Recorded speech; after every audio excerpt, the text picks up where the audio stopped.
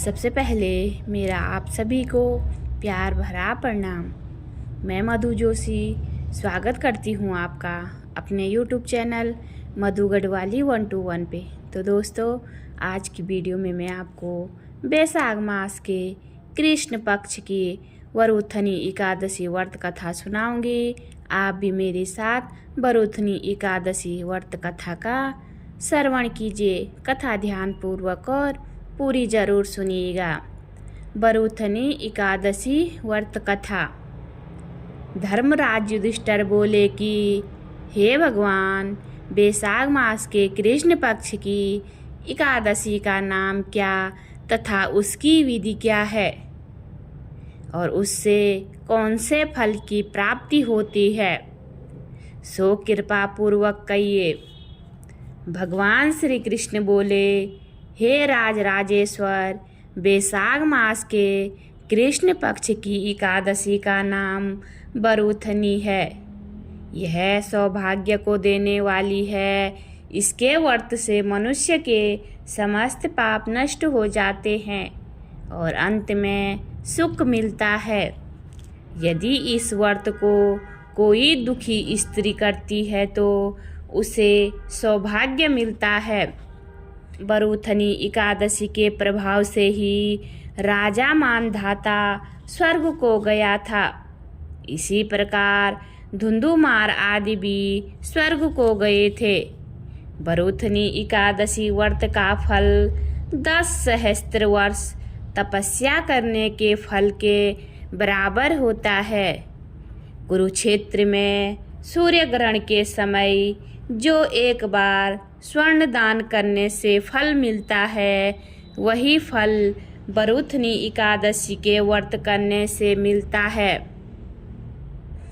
इस व्रत से मनुष्य इस लोक और परलोक दोनों में सुख प्राप्त करते हैं। वो अंत में स्वर्ग को जाते हैं। हे राजन, इस एकादशी का व्रत करने से मनुष्य को इस लोक में सुख और परलोक में मुक्ति मिलती है।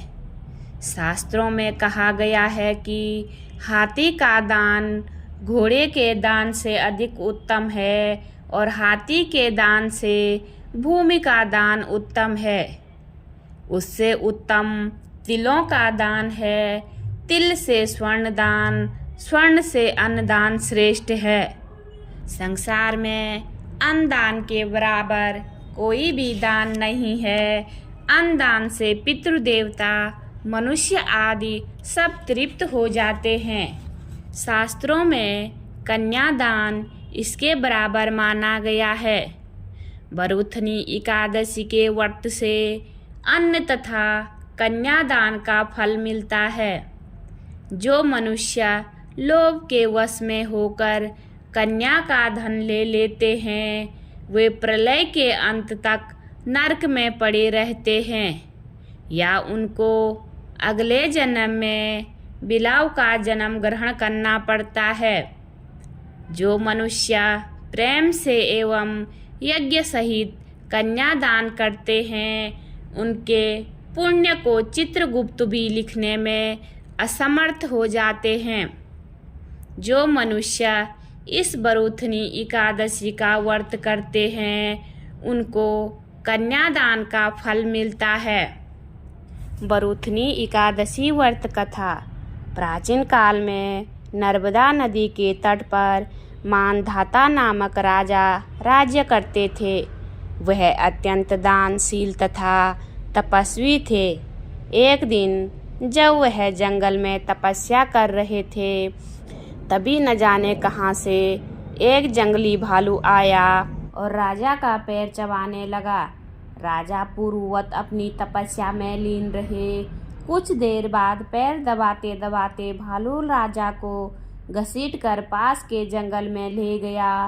राजा बहुत घबराया, मगर तापस धर्म अनुकूल उसके क्रोध और हिंसा न करके भगवान विष्णु की प्रार्थना की। करुण भाव से भगवान विष्णु को पुकारा। उसकी पुकार सुनकर भगवान श्री हरि विष्णु प्रकट हुए और उन्होंने चक्र से भालू को मार डाला। राजा का पैर भालू पहले से खा चुका था। इससे राजा बहुत ही शोकाकुल हुए। उन्हें दुखी देखकर भगवान विष्णु बोले, हे वत्स, शोक मत करो। तुम मथुरा जाओ और बरूथनी एकादशी का व्रत रखकर मेरी 12 अवतार मूर्ति की पूजा करो। उसके प्रभाव से पुनः सुदृढ़ अंगों वाले हो जाओगे। इस भालू ने तुम्हें जो काटा है, यह तुम्हारे पूर्व जन्म का अपराध था। भगवान की आज्ञा मानकर राजा मानधाता ने मथुरा जाकर श्रद्धापूर्वक बरूथनी एकादशी का व्रत किया।